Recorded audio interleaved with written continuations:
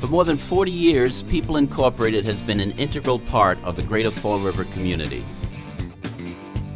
Creative, collaborative, and invested in the region, we have consistently developed supports to make our community a better place to live. Dedicated to a better future for all our citizens,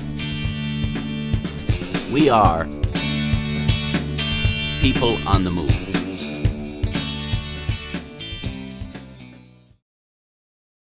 Welcome to another episode of People on the Move. My guest today is Rob Melian, President and CEO of the Fall River Area Chamber of Commerce. Rob, welcome to the show. Thank you for having me today, Bob. You've been at the Chamber for a while now, and hopefully most people know who you are and where you've come from, but if you could just give the audience a little bit of history about your background, I think that would be helpful. Sure. I've been the CEO of the Fall River Area Chamber of Commerce for 4 years, and I remember when I came in, it was the height of the recession. That was a fun time. Yeah. Prior to being the CEO of the Fall River Area Chamber of Commerce, I had a law practice in Somerset, and prior to that, I had a shopping center and a health club business in the Jackson Hole, Wyoming area. But I grew up in this area, and it was great to be able to come back and do something as meaningful as being the CEO of the Chamber of Commerce.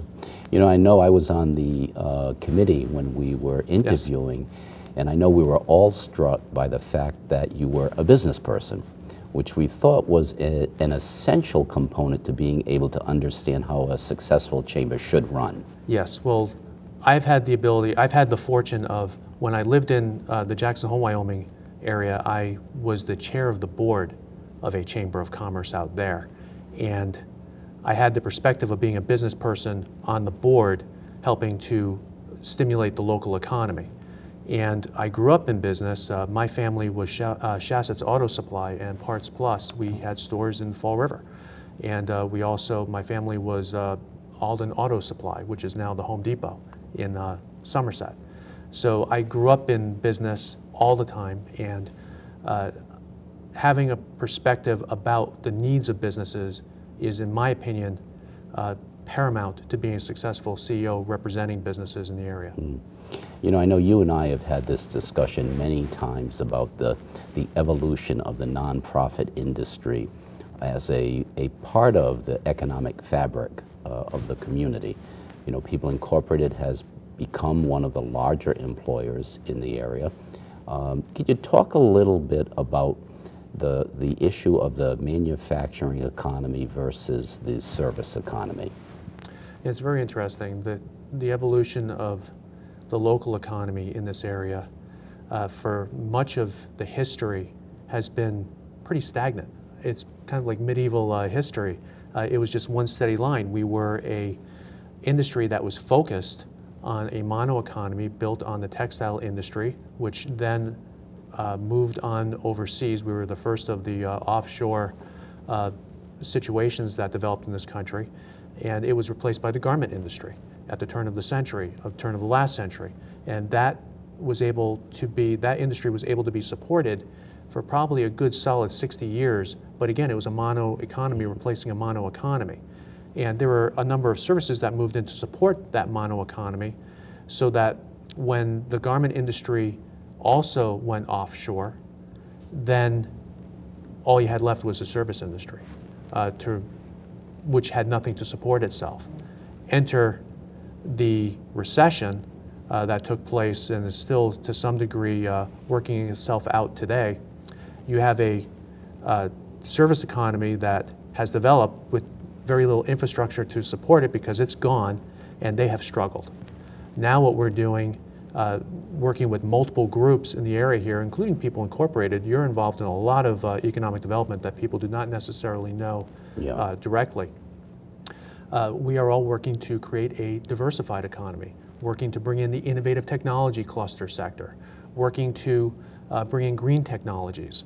And I know this, People Incorporated, a lot of the folks who come through People Incorporated and work through People Incorporated get placed into some of these businesses as well. Yeah. Rob, I know in the 4 years that you've been President and CEO, you've done an incredible job in terms of growing the Chamber, expanding the types of businesses that are involved. Could you talk a little bit about that? It's very interesting. When I was hired as the CEO of the Chamber of Commerce, it was during the height of the recession. And we were, like many other businesses, trying to find a means to, one, keep the lights on, but we had the problem that many of our members were going out of business or they were merging with other companies just to stay afloat themselves. And when I initially came on board with the Chamber of Commerce, we were looking at, we were losing businesses by the week because they were closing. Yep. That was the ultimate reason why we were losing businesses, that they were not sustainable. We have gone from that position to, for the last 3 years in a row, we have grown. And we have actually grown about 25% in size.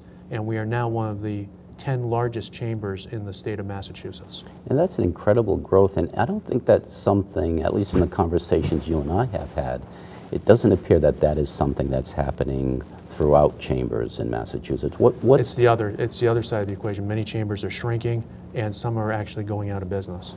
And we've had similar experiences in our industry as well. We've been thriving while other organizations seem to continue to struggle. What do you think has been the primary reason you've been so successful while others have not? Same model as People Incorporated, infrastructure.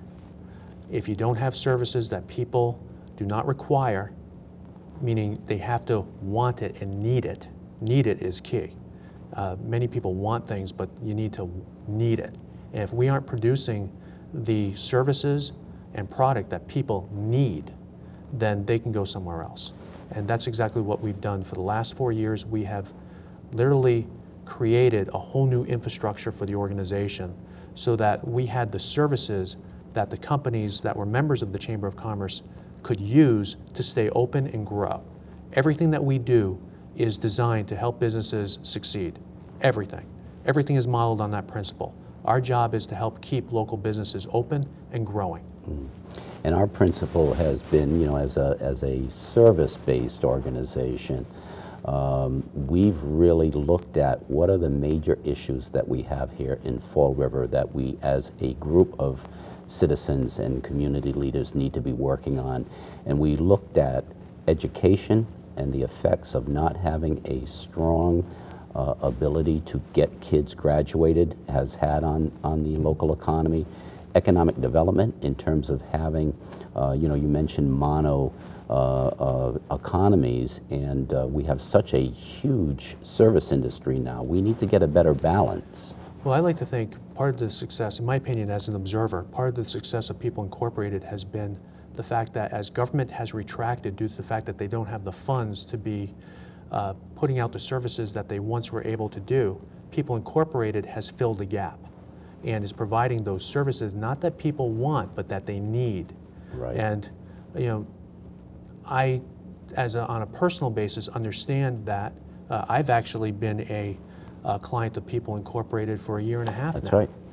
And you don't wake up in the morning saying, boy, I'm going to go buy People Incorporated's product. You are in a situation where you need their product. And if you weren't there, there's no other place for anybody to get that service. Right. And that's the success model, is that you have expanded, and where government has retracted, People Incorporated has been there for the people in this area here, which, you know, if you're going to get supporters, that's where you want to have the supporters. They need you. And the service we provided for the Chamber has been maintenance and janitorial supports for your building, which are obviously necessary to run a business. But it isn't just that. You know, we have the Chamber's newspaper in front of us here. People Incorporated employees help us produce the paper every month. That's right.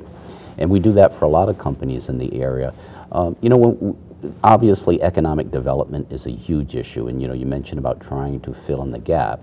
And we've tried to carve out a niche, if you will, in terms of developing job skill training areas for home health aid, CNA certified nursing assistant programs, and also training people to work in our industry, because we do employ a large number of people, and we've been working hard to not only find people to work in our business, but to also work in businesses of some of our competitors as well. Where do you see growth areas in terms of businesses coming into the community, industries that are important to the success of the community? There's tremendous growth opportunity in this area. sometimes people get too focused on the negatives.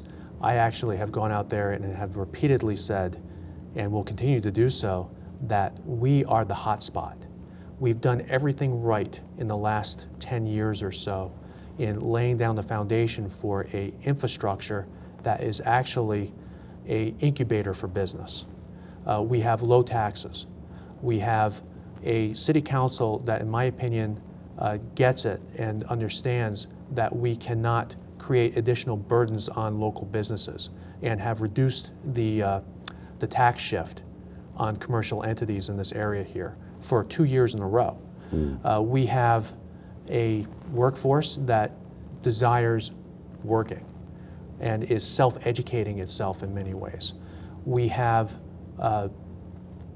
actually have the transportation infrastructure, and are working to improve the transportation infrastructure so that we could potentially be a distribution center for the entire New England region.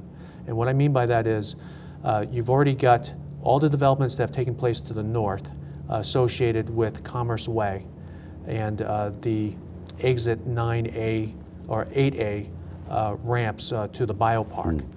And you have on 24. You have what's going on along the waterfront with actually less than a year from now, we're going to start seeing those ramps go down to the ground and creating a boulevard transportation system along our waterfront where you'll no longer just cut through Fall River going over Fall River. You'll actually have to come into Fall River and go through Fall River. And we'll be able to easily access our waterfront now instead of having to go through this maze of spaghetti. And I'm actually, unfortunately, old enough to remember when Duval Street actually did that, so it's going to be pretty nice to see that come back again. I frighteningly have memories as a boy of walking up Pocasset by the falls. Yep. And I mean, that's not happening anytime soon, but at least we're going to see the Duval Street spaghetti ramp system begin to come down to the ground. At the same time, we're working on a waterway infrastructure. And it happens very quietly, but the State Line Pier facilities have been upgraded with multi-million-dollar upgrades over the last few years. And they are now on a de facto basis doing short sea shipping, which is commuting product from here to other areas in the United States from our port. They're bringing it in and they're taking it out. And they're working already with Mass Coastal Rail on those live tracks along the waterfront, producing goods and moving them along the way. The potential is endless here. We're the hot spot, and we're seeing businesses move in from other areas. Which is great, and you know, it's got to be everybody working for the same goals and working more collaboratively and more creatively than we have done historically. And I think you're an example of the ability to work collaboratively and creatively and what it ends up producing. It's the only way that you can do it, and I actually learned from your model.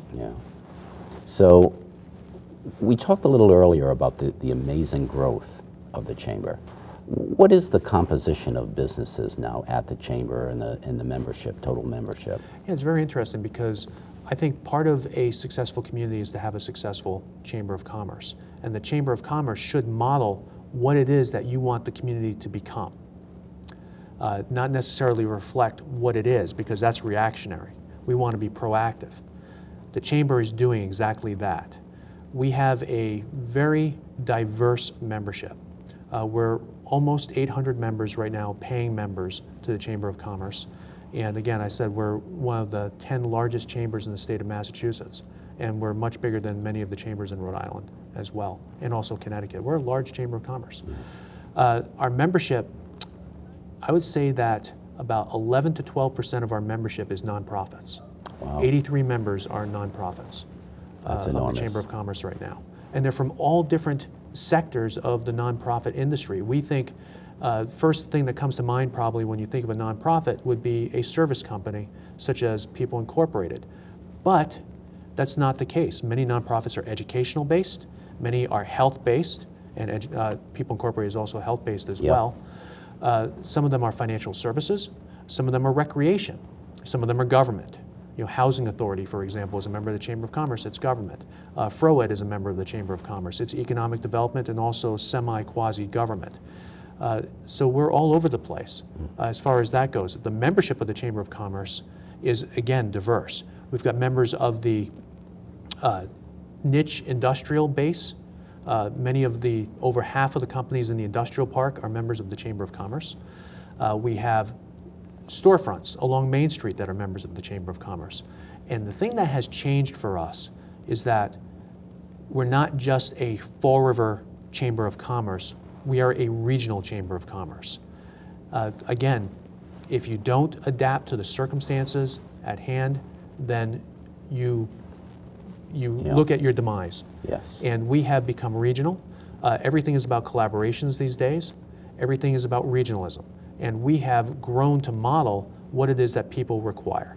So we are a Fall River Area Chamber of Commerce that incorporates Fall River, Swansea, Somerset, Westport, Seekonk. Many businesses in Seekonk are now members of the Chamber of Commerce. We have moved to the west, for sure. We have companies in Dartmouth. We have companies up in Dighton and Taunton who are members of our Chamber of Commerce. And we've gone over the Rhode Island border. Tiverton and Bristol have a number of businesses that are members of the Chamber of Commerce. You know, we've been doing the same thing, as you know. We now have offices in New Bedford, Taunton, and Fall River. And when you talk about the idea of regionalism, a lot of the best practices that I know you and I are always trying to look at and figure out how we can incorporate them into what we do, you need to be able to look regionally, nationally, even internationally. You know, we just recently hosted a 25-member delegation from China, specifically came to this country because they wanted to see how we in the United States provide supports and services around employment for people with intellectual and cognitive disabilities. Now, that's a huge issue for us. For 40 years, we've struggled with the idea of how do you get people in their community who have a disability into a job that will give them meaning and hopefully will give them some kind of a living wage. And just the ability to share ideas and practices internationally was of a huge benefit to us and also to that delegation as well. Very interesting that you said that, Bob, because the Chamber of Commerce actually recently collaborated with the Charlton College of Business. I mean, very recently we collaborated with the Charlton College of Business at UMass Dartmouth to assist in hosting a delegation from India, from VIT University. Same lines of creating dialogue with their chancellor and vice chancellor in order to help our students here gain an international perspective, because business is now international. And at the same time, too, VIT is looking to have internet courses in America. And on my side of it, the involvement of the Chamber of Commerce, believe it or not, Massachusetts is the 4th largest exporter of goods in the United States. Many of our chamber members are exporters. And I know this personally because being an attorney, I actually produce the certificates for the exporters. They come to the Chamber of Commerce. It's a service that we provide free to our members. And they need these certificates of origin in order to export their goods out of the country, because many countries that they're importing into, they want certification that the company is in good standing. So I have a good idea about who's doing what internationally. So it's important for us as a Chamber of Commerce to think about how we can keep our businesses open locally, but simultaneously it's important for us to help our companies that are exporting so that they can help elevate their sales. So we want to make those cross transatlantic and international ties to help them do that. Anything that we can do to help our businesses, we do. Incredibly important. You know, we were talking about, you know, that the idea of regionalism and expansion, and I know in our industry, one of the things that I've noticed is because of the economy and because of the nature of the expansion into a national and international economy, we've seen a lot of the smaller organizations struggle to be able to sustain themselves. And as you know, over the past 5 years, we've incorporated the Diabetes Association, the Smiles mentoring program into affiliate members of the People Incorporated family. Where do you see the Chamber as it presently stands and where you think its future may be? I see us as a regional Chamber of Commerce.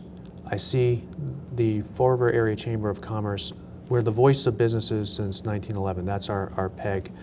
That's our branding, and we live to that creed. We advocate locally, we advocate at the state level, and we advocate at the national level, and to some degree now we're getting involved in international economics, helping to open up markets for our members. We do whatever it takes, and it comes back to our mission. We do whatever it takes to help businesses succeed. That's what we were created for. If listeners do not know what a Chamber of Commerce is, we are a business that was created by local businesses to represent their interests. Yep. That's a Chamber of Commerce. We are not publicly funded. We are not government. We are private. We're a nonprofit, just as People Incorporated is a nonprofit. But we operate like a business because we are a business. And our job is to represent the interests of businesses. We're the lobbying tool of local businesses. Yeah, and that's an important thing, I think, for the audience to know and understand, because it's a different nature of the same industry that we're in, where we're trying to provide a specific service, and you're trying to advocate, and in many cases... provide information as well. And provide information, and I know a lot of the advocacy that you provide involves the legislative aspects. I know helping to reduce regulations in the Yes. state and making Yeah. the state of Massachusetts more business friendly. Yeah. There are definitely those who would say that we are wrong about that, but there are a lot of issues that are just Massachusetts only issues that we're working to take off the books and to make, I always believe that we can make Massachusetts a better place for businesses. And in doing so, that makes us more of a magnet to attract businesses. And that means jobs. Yeah, and I think in the 4 years you've been here, you've done a phenomenal job of bringing legislators to the area so that we can let them know what our issues are and where we not only want but demand their support. And even on some of the things, you're into so many different things that a lot of the really good things you accomplish almost get lost because there's so many of them. And I know, having recently purchased a building downtown, we were really concerned about the exit ramp coming into the downtown area, and you spearheaded what has become, hopefully, a good compromise of making that Again, exit ramp work. again, a collaboration spearheaded by the business community. FROED, the Chamber, a number of local business people together said collectively, working with the legislative delegation, that it is not an option to lose a main artery into the city. It is not an option to make it easier to leave the city of Fall River than it is to get into the city of Fall River. You can't do that. And we together convinced MassDOT and the state of Massachusetts that we needed to correct all the ills, not some of the ills that were created when those spaghetti ramps were built back in 1965. Exactly. And that was one of those issues that sort of flew a little bit under the radar, but was extremely critical to the future of what we're all trying to build here in this city. Had a lot to do with why we have a Chamber of Commerce. Yes, I agree. But for us, we would have probably lost a main artery into the city. And I think I would love to have you come back on the show at some future date to talk about some of the other issues that you and I share, but unfortunately we've run out of time. I'd like to thank all of you for listening to us today. My guest has been Rob Mellion, President and CEO of the Fall River Area Chamber of Commerce, and wish you well.